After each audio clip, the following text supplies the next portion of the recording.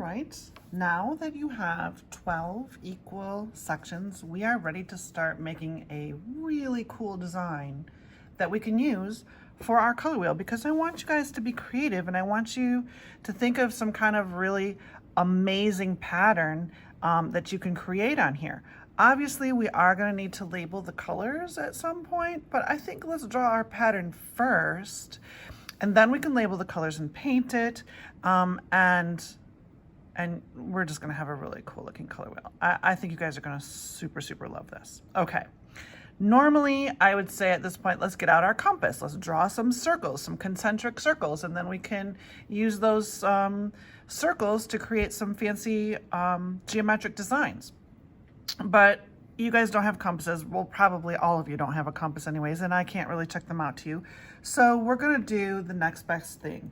We're gonna make measurements from the center out on each one of these lines. And when we do that, we're going to be able to sort of draw circles, but we're going to be able to make some star patterns at least that have 12 points to them, and that can be our star-shaped color wheel. As long as everything matches all the way around, we call that radial symmetry, when every single part of your design, this is kind of really like a mandala design.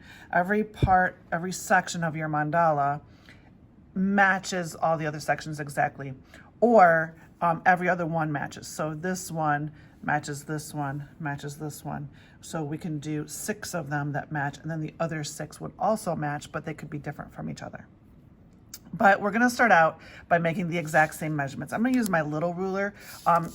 Any ruler is gonna work, you guys. But the thing that you need to be able to do is to line your ruler up in the center of your paper with that center dot, okay? Because everything is gonna come out from that center dot. So I would say put your ruler on that center dot, and you know, be careful about where you're measuring from. Always make sure that it starts the same way. If you're used to starting it at the end of your ruler, that's okay, as long as you always do it that way, because the actual measurements don't matter. You can make any dots that you want to on these lines, any marks that you want to. I'm using a ruler because it's easy for me to remember, but you know what else you could do? If you don't have a ruler, you could take a scrap piece of paper. Let's take this value scale that I was working on with my 8th graders. Just cut a little piece out of it. So here's a scrap piece of paper, right? Make a dot in the corner of your scrap piece of paper, so you know that's your starting point. I'm going to put an arrow on it. Okay, so this is for my kids who don't have rulers. This is what you're going to do instead. Take a piece of scrap paper that has a straight edge to it, mark the corner, and put that on your dot. Okay, now pick a couple of measurements. We're gonna do at least 3. You could do 4 or more. You can do as many as you want to, but the more you do, the more confusing it gets. So I would do either 2 or 3, but I think 3 is a good number. So I'm gonna make 3. So I'm gonna make a mark kind of close to the middle right here. And then I'm gonna make 2 marks that are kind of farther out. So maybe one right. Oh, actually, you know what? We gotta make sure we're doing this on one of the short lines, because if we make a measurement too far out, it won't fit on the short ones. So start on your short one and do it there first. There, I don't want them to be perfectly even. I don't like the way that looks, so I'm gonna make them uneven slightly. I'm gonna put one here and then one way out here, okay? So there's 1, 2, and 3. Now, I'm gonna make those 3 dots on every single line. So here's my first line.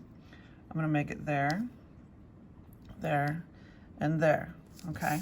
Now, if you were using a ruler, you just do the same thing, right? You just, oh look, it's like exactly 1 inch, and then like a little past 3 and a little past 4. So you could either remember your measurements on the ruler and then just do that, or you can use a piece of paper. Maybe the piece of paper is even easier than the ruler, because you don't have to remember what measurements you used, and they'll always be exactly the same. So you got to make those dots on every single line, you guys, every single one, all the way around. Oops, get that even. This is the important step that you do it on every single one because we want our mandala designs for our color wheel to be precise, and we want them to work, right? And you're gonna see once I get these dots made all the way around, it's gonna look like there are circles. You're gonna sort of see this circular pattern up here because they're always the same, these dots. They're always at the same place. If we connected them together, we wouldn't get a circle. If we connected them with straight lines, we'd get a, I don't know, 12-sided polygon. I don't know what that's called.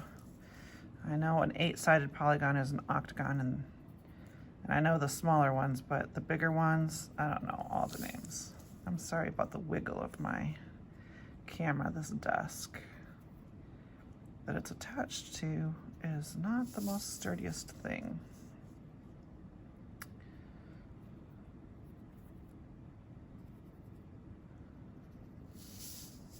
And here's my last one.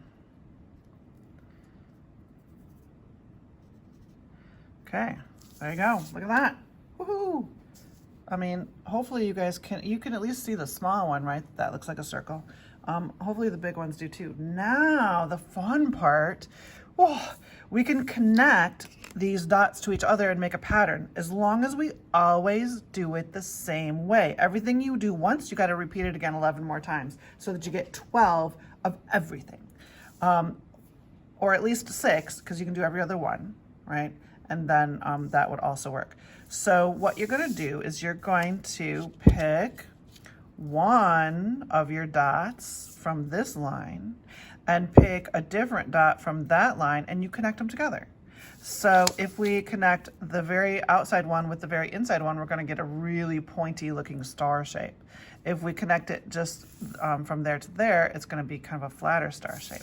I'll do the shorter one first because that's easy to show you. So I'm taking the outside dot on this line and I'm going to connect it to the second dot on that line.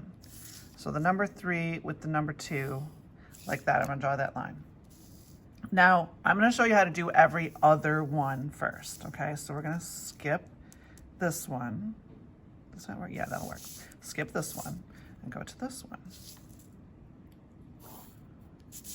Skip this one, go to this one. Oh, I might be using my wrong example because these don't look exactly the same.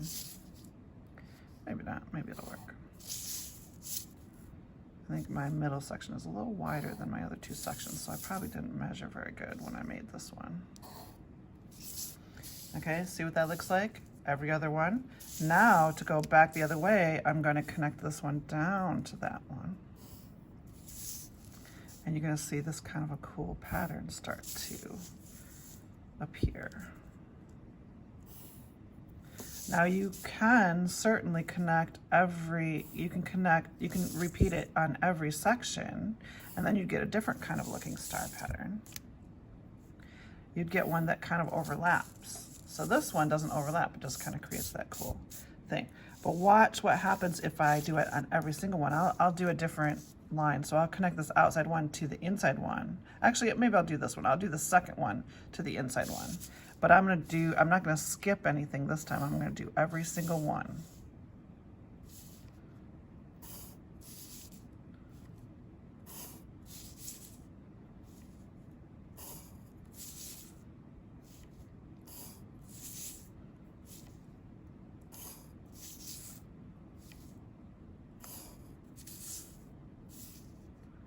Now what you're probably starting to see is my star, but it's kind of tilting slightly to the right.